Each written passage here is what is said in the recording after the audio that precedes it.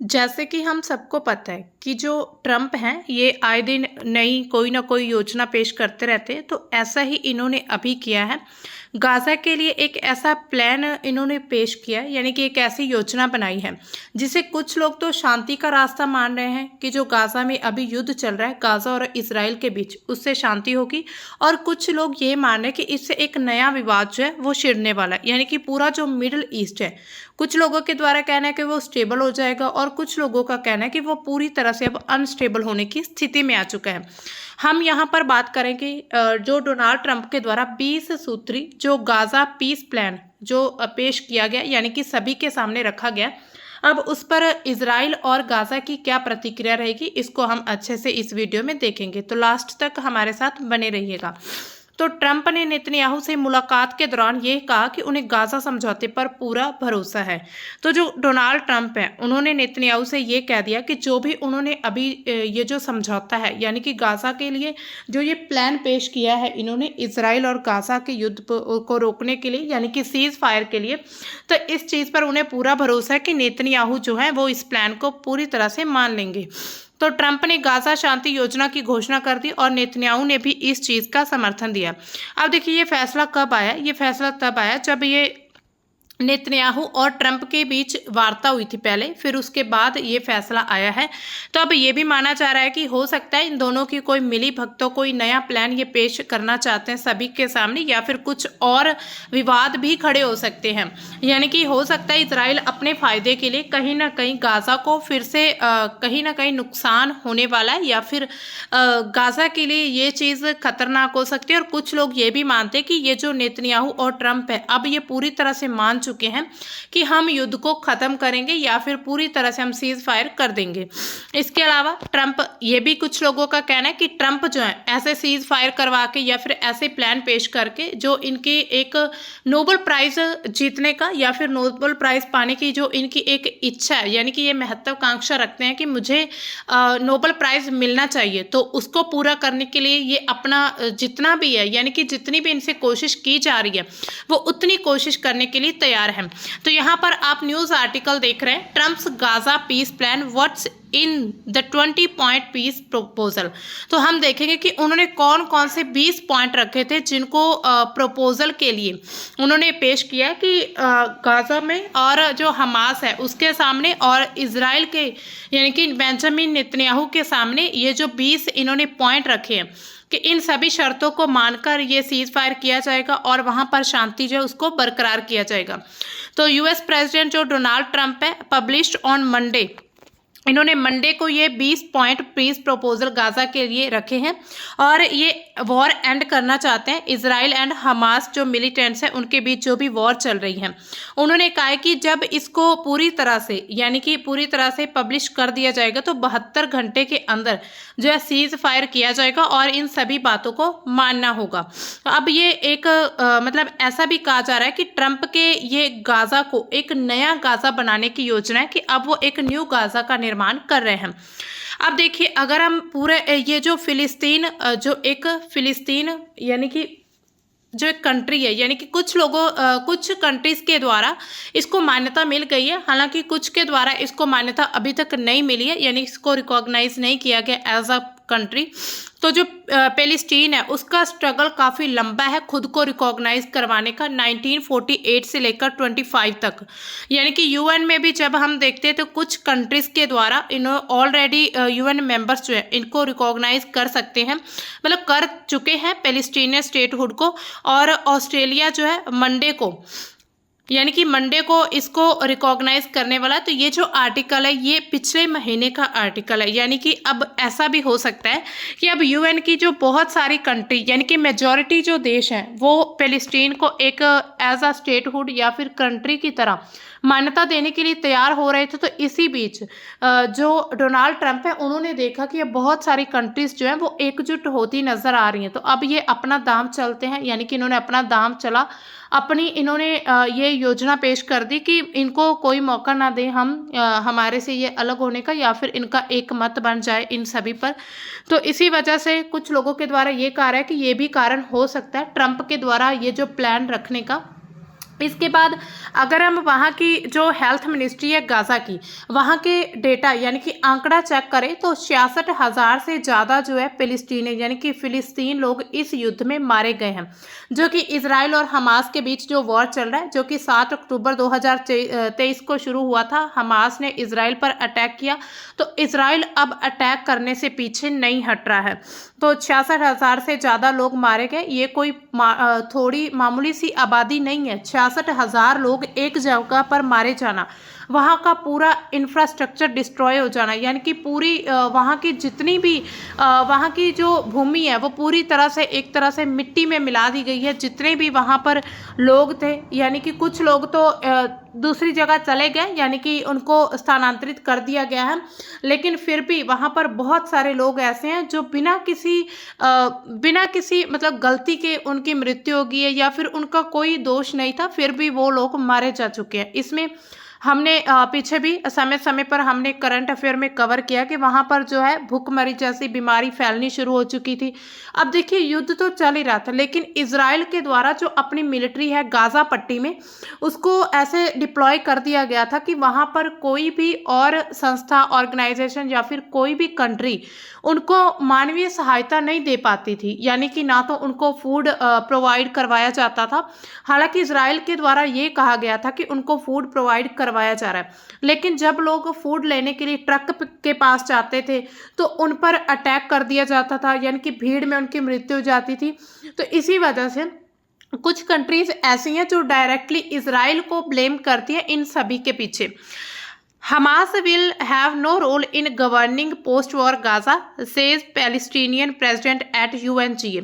जो फिलिस्तीन के जो प्रेसिडेंट है, उन्होंने यूनाइटेड नेशन जनरल असेंबली में जो एक मीटिंग हुई थी गाज़ा युद्ध को रोकने के लिए, तो उसमें जो प्रेसिडेंट है उन्होंने कहा कि हमास का कोई भी रोल नहीं होगा वहाँ की जो भी प्रशासनिक कंट्रोल में, यानी कि अगर नया गाज़ा बनाया जाता है तो उसमें हमास जो है वो रूल नहीं करेगा। तो ये जो आर्टिकल है, यानी कि ये कुछ दिन पहले जो ट्रंप ने एक मीटिंग रखी थी गाज़ा युद्ध को समाप्त करने के लिए, तो उसी बीच ये उनका बयान आया था कि हमास को कोई भी वहाँ पर उनको रोल नहीं होगा, कोई भी दखल नहीं रहेगा किसी उनकी कंट्री को यानी कि गवर्न करने के लिए। इसके बाद जो है नेतन्याहू वो क्या करते हैं कि उन्होंने कतर पीएम से माफ़ी मांगी। Israeli strike targeting Hamas officials in Doha, यानी कि कतर में जो दोहा एक प्लेस है, वहाँ पर हमास के जो ऑफिशियल्स हैं, यानी कि ऑफिसर्स या फिर हमास के जो लोग हैं, उन पर अटैक किया था इजराइल ने, तो अब उसके लिए इन्होंने माफ़ी मांग ली है। अब देखिए कहीं ना कहीं ये भी कहा जा रहा है कि नेतन्याहू के द्वारा इतनी आसानी से किसी भी चीज़ के लिए माफ़ी मांग लेना ये बिल्कुल सीधी बात नहीं हो सकती। हो सकता है कुछ दाल में काला हो, यानी कि या फिर हो सकता है कि पूरी दाल ही काली हो। कहीं ना कहीं इनके बीच अंदर इनकी बात कुछ और चल रही हो और बाहर ये कुछ और दिखाना चाहते हैं। तो कुछ ऐसे मतलब ऑर्गेनाइजेशन या फिर कुछ लोगों के द्वारा, एक्सपर्ट्स के द्वारा ये बात हजम कर पाना बहुत मुश्किल है कि जो इजराइल है वो इस चीज़ के लिए मान चुके हैं। अब देखिए इसमें क्या क्या, इस प्लान में क्या क्या किया गया है। तो होस्टेजेस रिलीज होंगे, यानी कि जो भी बंधक बनाए गए हैं इजराइल के द्वारा, जो भी फिलिस्तीन लोग बंधक बनाए गए या फिर इजराइल के जो भी इजरायली बंधक है हमास के द्वारा, तो उनको छोड़ दिया जाएगा। तो यहाँ पर आप बहुत सारी सोशल मीडिया पर पोस्ट चेक कर सकते हैं कि ट्रंप के द्वारा डायरेक्टली वीडियो में ये कहा गया है कि ये जो प्लान उन्होंने पेश किया है इसको हमास और यानी कि जो इजराइल है इन दोनों को मानना होगा। अब देखिए इनका जो इकोनॉमिक डेवलपमेंट को लेकर क्या प्लान है ट्रंप का। उन्होंने कहा है कि जो भी इकोनॉमी रहेगी गाज़ा को, उसको फिर से उसका पुनर्निर्माण किया जाएगा और उसके लिए जितनी भी फंडिंग की सहायता होगी वो उनकी हेल्प करेंगे, यानी कि दोबारा फिर से उनको उनकी इकोनॉमी को ऊपर उठाने में हेल्प करेंगे। जो लोग यहाँ से गाज़ा से विस्थापित होना चाहते हैं उनको स्वतंत्र रूप से दूसरी जगह जाने दिया जाएगा, यानी किसी को मजबूर नहीं किया जाएगा कि कुछ लोग गाज़ा में फिलिस्तीन में रुके या फिर कहीं और चले जाएं। अब यहाँ पर आप देख सकते हैं मैप में, तो ये एक प्लान का एक मैप उन्होंने यानी कि एक तरह से ड्राफ्ट तैयार किया है कि उनका एक प्लान जो है कैसा रहेगा। तो इसमें जो इजराइल के मैप में आप ये गाजा पट्टी देखते हैं, इसमें यहाँ पर आप अलग अलग प्रकार की लाइन देखेंगे, अलग अलग कलर से की गई। सबसे पहले जो ब्लू कलर की लाइन है, IDF current line of control, यानी कि अब यहाँ तक इस लाइन तक जो है इजराइल की सेना अभी यहाँ तक पहुंच चुकी है। तो जो इनिशियल विथड्रॉल होगा, होस्टेज रिलीज, यानी कि जब पहली बार विथड्रॉ किया जाएगा तो जो इजराइल की आर्मी रहेगी वो यहाँ पर मिलिट्री जो है वो पीछे पीली लाइन तक आ जाएगी। इसके बाद जब सेकंड विथड्रॉल होगा, जब ISF मोबिलाइज्ड पर स्टैंडर्ड सेट इन ट्रम्प प्लान, जब ट्रम्प प्लान का जो ट्रम्प प्लान का एक और हिस्सा है कि जो मतलब इनकी जो आर्मी है जब तीसरा ये विथड्रॉल करेंगे तो यहाँ पर रेड कलर की लाइन तक ये मिलिट्री आ जाएगी। उसके बाद जो ये दूसरा विथड्रॉ था, अब तीसरा जब होगा तो यहाँ पर आ जाएगी आर्मी और यहाँ पर परमानेंट आर्मी को तैनात कर दिया जाएगा। और ये जो आप लाइन वाला छोटा छोटा क्षेत्र देख रहे हैं, ये पूरा बफर जोन बना दिया जाएगा कि गाजा और इजराइल के बीच कोई भी अगर युद्ध होता है, कोई भी लड़ाई होती है इन फ्यूचर, कोई भी ऐसी प्रॉब्लम आती है तो इसको बफर जोन की तरह यूज किया जाएगा। अब देखिए, कुछ लोग ये भी कह रहे हैं कि इसमें गाजा का भी नुकसान है। कहीं ना कहीं देखा जाए तो गाजा का नुकसान ही नजर आ रहा है, क्योंकि जो इजराइल है उसने अपनी जमीन नहीं दी है बफर जोन बनाने के लिए, उन्होंने गाजा की जगह को ही बफर जोन बना दिया है। तो कहीं ना कहीं इजराइल की नीति वही है कि गाजा को, यानी कि ग्रेटर इजराइल की नीति ही अपनाना चाहता है कि गाजा के एक हिस्से पर परमानेंट कब्जा करके धीरे धीरे वो आगे बढ़े और पूरी तरह से इजराइल का कब्जा, मतलब इजराइल को विस्तार कर ले। इसके बाद एमनेस्टी ऑफ हमास मेंबर, यानी कि जो हमास के मेंबर हैं उनको यानी कि स्वतंत्र रूप से उनको आज़ाद कर दिया जाएगा, वो कहीं भी रहना चाहते। अगर हमास के जो मेंबर्स हैं वो अगर गाजा में रुकना चाहते तो रुक सकते, अगर कहीं और जाना चाहते तो फिर उन्हें स्वतंत्र रूप से, यानी कि उनकी हेल्प के साथ उन्हें वहाँ पर छोड़ दिया जाएगा, सेफ जगह पर उन्हें पहुँचाया जाएगा। तो जो एक्सेप्टेंस ऑफ दिस एग्रीमेंट है, full aid will be immediately sent into Gaza strip, यानी कि गाजा पट्टी में फुली जो भी हेल्प रहेगी वो भेजी जाएगी with quantities consistent with the levels mandated under 19 January 2025 accord, यानी कि 19 जनवरी से जो लोग विस्थापित हो रहे हैं उसके बाद अभी भी जो ये प्लान लागू होगा उसके बाद लोग कहीं जाना चाहते हैं तो वो अपनी मर्जी से जा सकते हैं। इसके अलावा बोर्ड ऑफ पीस, अब देखिए एक बोर्ड का निर्माण किया जाएगा, शांति बोर्ड का, जिसमें जो डोनाल्ड ट्रंप है वो लीड करेंगे और उसके साथ ही जो farmer British prime minister Tony Blair है वो, उनको भी इसमें उनकी भूमिका रहेगी, यानी कि ये बोर्ड के मेंबर रहेंगे। पूरा ये जितना भी प्लान है इसको ऑब्जर्व करेंगे, पूरी तरह से इनको देखेंगे कि ये सही तरीके से चल रहा है या फिर नहीं। Gaza will govern under the temporary transitional governance of technocratic a political committee made up with Palestinians and international experts to be overseen by the Board of Peace, यानी कि बोर्ड ऑफ पीस के द्वारा एक फिलिस्तीन और international experts हैं उनकी जो एक कमेटी बनाई जाएगी, जो कि जब तक गाजा में कोई नई सरकार नहीं बनती तब तक उस कमेटी के द्वारा गाजा में जो है गवर्नेंस, यानी कि गाजा में प्रशासन को लीड किया जाएगा। अब देखिए, गवर्निंग ऑफ गाजा, इसके लिए कोई भी नया एक प्लान नहीं बनाया गया, यानी कि कोई भी फोर्स किसी को नहीं किया जाएगा कि आप गाजा को छोड़ दीजिए। इसके अलावा जो हैवी डैमेज हुए हैं वहाँ पर वार के दौरान, तो वो सभी जो भी लोग इस जगह को छोड़ना चाहते हैं वो आराम से वो फ्रीली इन जगह को छोड़ सकते हैं। ट्रंप ने कहा कि we will encourage people to stay and offer them opportunity to build a better Gaza, the plan says. तो प्लान के द्वारा ये कहा गया है कि वो लोगों को इनकरेज करेंगे यहाँ पर रुकें और वो एक अपॉर्चुनिटी उनके पास भी होगी कि वो फिर से अपना जो गाजा है उसको बेहतर बना सकते हैं। इसके अलावा new Gaza will be fully committed to building a prosperous economy and to peacefully consistent with their neighbors according to the plan, यानी कि प्लान के अकॉर्डिंग यह है कि जो भी गाजा के पड़ोसी रहेंगे उनके लिए गाजा भविष्य में कोई भी ऐसी परेशानी मुसीबत खड़ी ना करे। इसके अलावा रोल ऑफ रीजनल पार्टनर्स जो रहेंगे, इसके क्षेत्रीय जो भी पार्टनर्स हैं उनका भी रोल रहेगा। Regional partners will work to ensure that Hamas and related factions comply with their obligations and that new Gaza poses no threat। The US will work with Arab and international partners to develop a temporary international stabilization force to immediately deploy in Gaza. यानी कि अरब countries के साथ मिलकर जो United states यानी कि Trump हैं, जो यूएस है, उनके साथ मिलकर एक टेम्परेरी इंटरनेशनल स्टेबलाइजेशन फोर्स बनाई जाएगी जिसको गाजा में डिप्लॉय कर दिया जाएगा जब तक कि वहाँ पर प्रॉपर गवर्नमेंट नहीं बनती। इसके अलावा पैलेस्टीनियन स्टेटहुड में अगर देखें तो कुछ जो यूएन कंट्रीज है उनके द्वारा इनको जो फिलिस्तीन है इसको मान्यता दी गई। अब देखिए इनके बीच अगर हम थोड़ी युद्ध की पृष्ठभूमि को समझें तो जो इजराइल है वो ये कहता है कि जो फिलिस्तीन का क्षेत्र है वो इजराइल का है। इसके अलावा अगर हम ये देखें कि इनके बीच लड़ाई किस वजह से चल रही है तो वहां पर एक जगह है फिलिस्तीन में, एक धार्मिक प्लेस है जो कि इजराइल के जो यहूदियों के लिए, इस्लामिक लोगों के लिए और जो वहाँ पर जो जेरूसलम है यानी कि उनके लिए, तो इन तीनों के लिए अलग अलग जो क्रिश्चियन है, यहूदी और इस्लामिक है, तो इन तीनों के लिए वो प्लेस जो है काफ़ी इम्पोर्टेंस तीनों के लिए है उसकी इम्पोर्टेंस। इसी वजह से उस एक जगह को लेकर इनकी काफ़ी लड़ाई हो रही है और धीरे धीरे जो इजराइल है वो उस प्लेस को या फिर फिलिस्तीन वाला जितना क्षेत्र है उसको अपने कब्जे में करना चाहता है। अब देखिए why there is no Palestinian state, आखिर स्टेट क्यों है? तो जो किंग डेविड होटल जेरूसलम है उनके द्वारा सबसे पहले यहाँ पर रूल किया गया था और इसके बाद हम जब देखते इतिहास में तो काफ़ी समझौते होने की भी बात हुई थी, लेकिन फिर भी इसको एक तरह से स्टेट नहीं माना गया था। अब अगर हम 20 सूत्रों को समझे यानी कि जो भी 20 पॉइंट दिए गए हैं गाज़ा वाले इस प्लान में, गाज़ा शांति प्लान में ट्रंप के द्वारा, तो उसमें पहला ये होगा कि जो गाज़ा है वो आतंक मुक्त क्षेत्र बनाया जाएगा जो कि पड़ोसी देशों के लिए खतरा नहीं होगा। दूसरा होगा गाज़ा का जो पुनर्विकास किया जाएगा, गाज़ा के लोगों को लाभ दिया जाएगा। इन्होंने काफ़ी ज़्यादा वहाँ पर लोगों ने कष्ट झेले।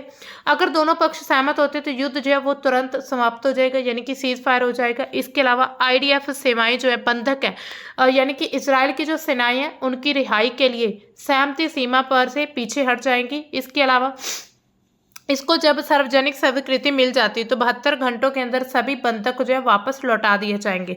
इसके अलावा सभी बंधकों की रिहाई के बाद हमास के जो सदस्य हैं शांतिपूर्ण स्वीकार कर सकते हैं इस पूरे अस्तित्व को या फिर और हथियार छोड़ देंगे और फिर उन्हें माफ कर दिया जाएगा। इसके बाद हमास के जो सदस्य योजना स्वीकार नहीं करेंगे उन्हें प्राप्त करने वाले देशों में सुरक्षित मार्ग दिया जाएगा। इसके अलावा कोई भी गाज़ा छोड़ने के लिए मजबूर नहीं किया जाएगा, किसी को भी जो छोड़ना चाहें छोड़ सकते हैं या स्वतंत्र रूप से लौट सकते हैं।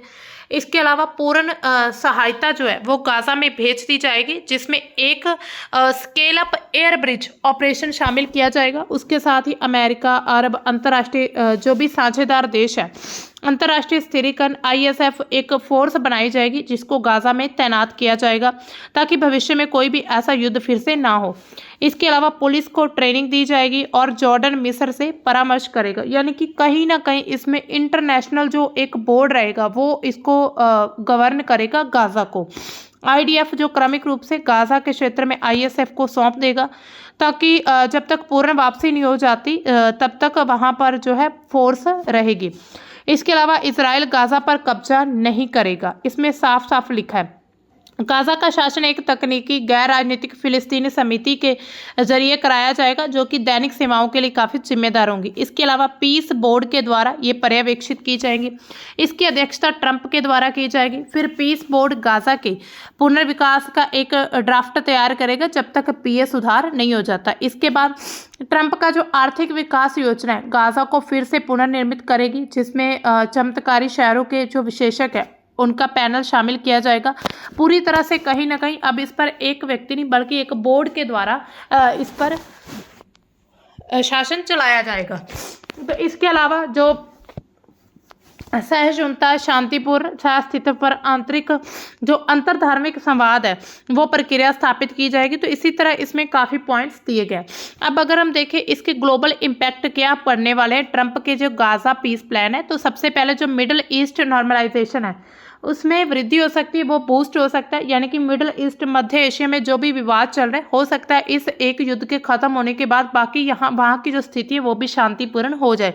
इसके अलावा यूएस की जो फॉरेन पॉलिसी है वो भी इससे प्रभावित होगी यानी कि यूएस में जो गाज़ा है यूएस में जो ट्रम्प है उनको नोबेल प्राइज मिल सकता है अगर ये युद्ध समाप्त हो जाता है तो। इसके अलावा इंडिया और साउथ एशिया पर भी इफेक्ट पड़ेगा, यानी कि इंडिया जो है अभी इस प्लान का समर्थन करता है। हालांकि ट्रंप के द्वारा भारत पर बहुत ज़्यादा टैरिफ लगाया गया, लेकिन फिर भी कहीं ना कहीं मोदी के ये कहते हैं कि हम ट्रंप के इस प्लान से सहमत है बिल्कुल।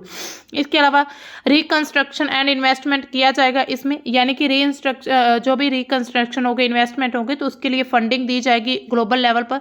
फिर ग्लोबल ट्रेड जो है वो जो भी बाधित हो चुका था इस युद्ध की वजह से, वो फिर से दोबारा से उसको पुनर्जीवित किया जा सकता है। ह्यूमैनिटेरियन एड दी जाएगी। इसके अलावा होस्टेज रिलीज रहेंगे, सीज फायर की जाएगी, रिफ्यूजी क्राइसिस जो है वो खत्म होने की उम्मीद है। इसके अलावा काउंटर टेररिज्म रहेगा, यानी कि जो आतंक मुक्त देश है, यानी कि आतंक मुक्त एक राज्य बनाया जाएगा। रशिया और चाइना से क्या इफेक्ट पड़ने वाला है? Russia support enhances its Middle East influence while China's silence suggests cautious observation. Success could indirectly impact चाइना's one China policy debates, यानी कि रशिया जो है वो कहीं ना कहीं इस मिडल ईस्ट जो इन्फ्लुएंस है इसको सपोर्ट, इसका जो सपोर्ट है उसको एनहांस कर देगा। चाइना ने अभी तक यहाँ पर जो क्या है चुप्पी बरती हुई है इस प्लान पर, उन्होंने कुछ नहीं कहा है। अब कहीं ना कहीं ये डिबेट भी शुरू कर सकते हैं। इसके अलावा कुछ रिस्क भी रह सकते हैं, यानी कि जो गाजा के लोगों के द्वारा इसको सही नहीं माना जा रहा है। जैसे कि जो वहाँ पर इस्लामिक जिहाद समूह है गाजा में, उन्होंने कहा कि ट्रंप की जो गाजा योजना फिलिस्तीनियों के खिलाफ एक आक्रामकता का नुस्खा है, यानी कि कहीं ना कहीं जो ट्रंप इन्होंने ये जो पॉलिसी रखी है, जो भी इन्होंने ये योजना बनाई है, तो इसके लिए कहीं ना कहीं ये फिलिस्तीनियों के खिलाफ बरती जा रही है। अब देखिए भारत का रुख किस तरफ है, तो prime minister Narendra Modi welcomed US president Donald Trump's plan for ending the conflict in Gaza on Tuesday, यानी कि मोदी जी के द्वारा इस प्लान को सपोर्ट किया गया है। अब देखिए भारत की पूरी भूमिका और विश्व का प्रभाव क्या रहेगा। पहले तो भारत इसका समर्थन करता है, जिससे अमेरिका, सऊदी अरब, यूएई, यूरोपीय संघ जैसे देशों के साथ उनके जो संबंध है वो थोड़े सुधर सकते हैं, अच्छे हो सकते हैं। इसके अलावा इस योजना का समर्थन जो अब्राहम समझौते को बढ़ावा देगा। इजराइल और अरब देशों के बीच जो संबंध सामान्यकरण करता है एक ऐसा समझौता है अब्राहम समझौता। इसमें भारत, इजराइल, सऊदी अरब जैसे देशों के बीच बातचीत जो है वो आसान हो सकती है और एक भरोसेमंद साझेदार भी बन सकता है। इसके अलावा पुनर्निर्माण की भागीदारी रहेगी, जो गाजा को नया गाजा बनाया जाएगा। चमत्कारी शहरों जैसे कि जो दुबई के मॉडल पर आधारित ऐसी सिटीज बनाई जाएंगी, वहां पर भारतीय कंपनियों के लिए एक अच्छा मौका होगा, जैसे कि Larsen and Toubro, Tata and Infosys जैसी कंपनियां वहाँ पर हॉस्पिटल, स्कूल या फिर बुनियादी ढांचा उसका निर्माण करने में वहाँ पर इन्वेस्ट कर सकते हैं, जिससे उस क्षेत्र में भारत का प्रभाव बढ़ सकता है। इसके अलावा ऊर्जा की सुरक्षा होगी। मध्य पूर्व में जो स्थिरता अगर होगी तो भारत जो है ऊर्जा निर्भर अर्थव्यवस्था को लाभ होगा, क्योंकि भारत 80% से ज़्यादा जो तेल है सऊदी अरब, यूएई और कतर से आयात करता है। तो अगर इस योजना का ये देश समर्थन करे तो भारत भी अगर उनका समर्थन करता है तो हो सकता है उनकी बातचीत मतलब उनके जो संबंध है वो अच्छे हो जाए। वो देश ये सोच सकते हैं कि ये भारत जो है वो हमारे साथ है। इसके अलावा व्यापार के मौके भी दिए जाएंगे, भारत को मिल सकते हैं। इसके अलावा आतंकवाद विरोधी संरेखन होगा। इसके साथ ही भारत और जो इजराइल के बीच रणनीतिक साझेदारी उसको मजबूत हो सकती है, जो रक्षा प्रौद्योगिकी का एक आपूर्ति करता है। भारत जो ईरान के साथ आर्थिक संबंध है, जैसे कि हम चाबहार बंदर का देखते हैं, इस योजना का समर्थन जो कि ईरान समर्थित हमास को अलग करता है, तो अमेरिका संरक्षित ब्लॉक की ओर झुकाव दर्शाता है, यानी कि अमेरिका की तरफ भारत का झुकाव बढ़ता नजर आ रहा है। हालांकि अमेरिका के द्वारा भारत पर काफी टैरिफ लगाए गए हैं। इसके साथ ही भारत जो है गाजा में सहायता पहुंचा सकता है, खाद्य, चिकित्सा, आपातकालीन सहायता पहुंचाने के लिए एयर ब्रिज ऑपरेशन में भी मदद दे सकता है। भारत के ईरान के साथ जो आर्थिक संबंध है वो थोड़े ठीक है, लेकिन इस योजना का समर्थन अगर किया जाएगा तो ईरान समर्थित जो हमास है उसको अलग कर देगा, यानी कि ईरान जो है इसराइल के खिलाफ और हमास को समर्थन देता है। अब भारत जो है अगर इस पूरे प्लान को समर्थन सपोर्ट करता है तो उसके साथ जो ईरान के साथ भारत के संबंध थोड़े बिगड़ते नजर आ सकते हैं। खाड़ी देशों में भारत का जो 80 लाख से ज़्यादा जो प्रवासी समुदाय वहाँ पर रहता है, तो उनमें उनको एम्प्लॉयमेंट मिल सकता है, जिससे भारत का जो क्षेत्र है उसकी सद्भावना बढ़ेगी। इसके साथ भारत के लिए कुछ चुनौतियां भी रह सकती हैं, जैसे कि पाकिस्तान का विरोध रहेगा। अब देखिए पाकिस्तान एक तरह से तो ट्रंप की यानी कि ट्रंप के प्लान को सपोर्ट करते हैं, लेकिन दूसरी तरफ ही उन्होंने इजराइल के वो खिलाफ है, यानी कि इजराइल जो है वो मुस्लिम कंट्रीज के ही खिलाफ है। तो इट मीन्स वो पाकिस्तान के साथ उनकी अच्छी तरह से नहीं बनती है। तो अब कहीं ना कहीं भारत जो है अगर इसका सपोर्ट करेगा तो पाकिस्तान का विरोधी भी बन सकता है।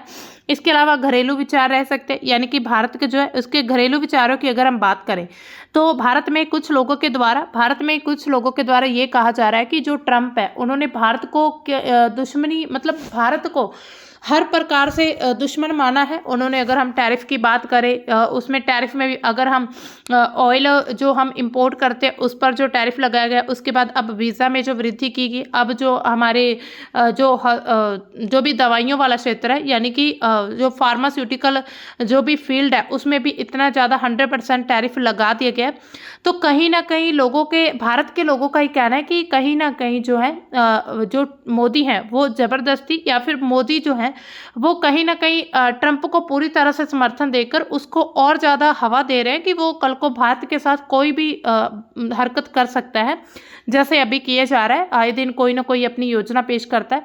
इसके अलावा कार्यान्वयन की अनिश्चितता भी हो सकती है, यानी कि ये कहना बहुत आसान है कि अगर गाज़ा को रिकॉग्नाइज कर दिया जाता है एज अ स्टेट टू फिलिस्तीन को, तो वहाँ पर जो है भारत का जो वहाँ पर प्रभाव वो बढ़ेगा, लेकिन उसको कार्यान्वयन करना ये काफ़ी इसमें रिस्क हो सकता है।